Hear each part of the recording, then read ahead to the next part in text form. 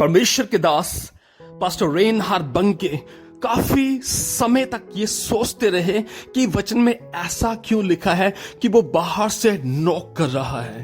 प्रकाशित वाक्य की किताब में लिखा है कि वो खटखटा रहा है, लेकिन वो अंदर नहीं, वो बाहर से नॉक कर रहा है। ऐसा क्यों?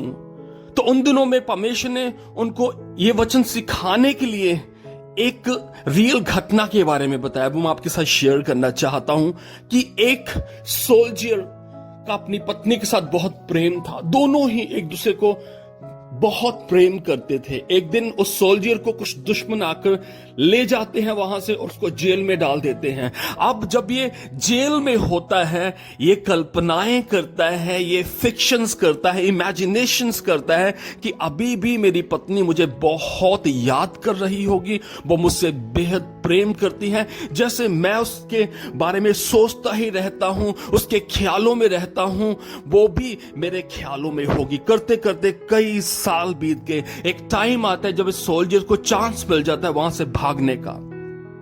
अब जब रास्ते में जा रहा था अपने घर की ओर, तो उसके माइंड में वही विचार चल रहे थे कि मेरी पत्नी मेरे बारे में सोच रही होगी, मेरे बारे में ख्याल कर रही होगी, वो मुझे बहुत प्रेम करती। ऐसे करते करते करते वो अपने घर पहुंच जाता है। अब जब वो अपने घर के बिल्कुल सामने आता है, वो बाहर से बेल को रिंग करता है इस उम्मीद के साथ कि मेरी पत्नी मुझे पहचान लेगी और वो मुझे इनवाइट करेगी इनसाइड।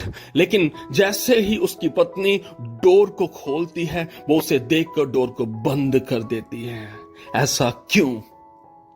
क्योंकि अब उसके घर में कोई और व्यक्ति उसकी पत्नी के साथ था। मैं यहां से आपको कुछ बताना चाहता हूं कि वो व्यक्ति कोई और नहीं, वो शैतान था। यही कारण है कि परमेश्वर बाहर से हमारे घर के डोर को नॉक करते हैं, क्योंकि वो चाहते हैं जो पहले अंदर हमारी लाइफ में है, वो शैतान, वो संसार, संसारिक चीजें, शारीरिक बातें, वो सारा चीजें वो पहले बाहर आए। जब तक वो बाहर नहीं आएंगे तो हमारा स्वामी प्रभु यीशु मसीह हमारे घर के अंदर नहीं आएगा। इसलिए वो बाहर से नॉक कर रहा है।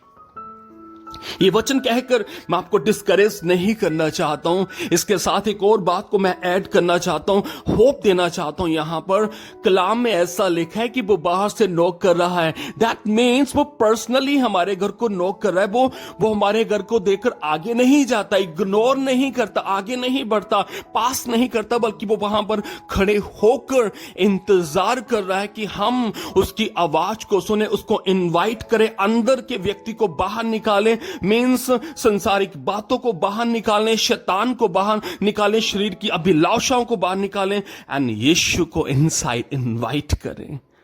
तब वो हमारे घर आएगा।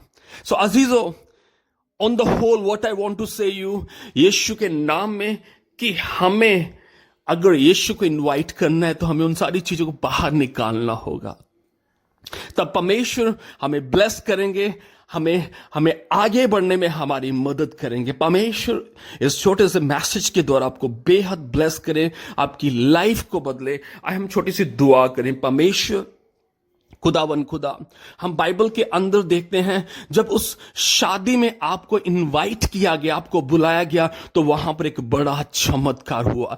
जब जब किसी ने आपको घर में बुलाया, बाइबल ऐसा कहती है, अगर जकी ने आपको अपने घर में बुलाया तो वहां पर आपने वहां पर कहा कि इस घर में साल्वेशन आई, मुक्ति आई। मींस जिस व्यक्ति ने आपको अपने घर पर बुलाया, वहां कुछ ना कुछ चमत्कार हुआ है। परमेश्वर मदद कीजिए, हम अपनी लाइफ में आपको ईमानदारी के साथ बुलाएं। परमेश्वर इस वचन के द्वारा सबको ब्लेस कीजिए, उनकी लाइफ को बदलें। आपके जिंदा जीवित नाम से मांगते हैं, आमीन।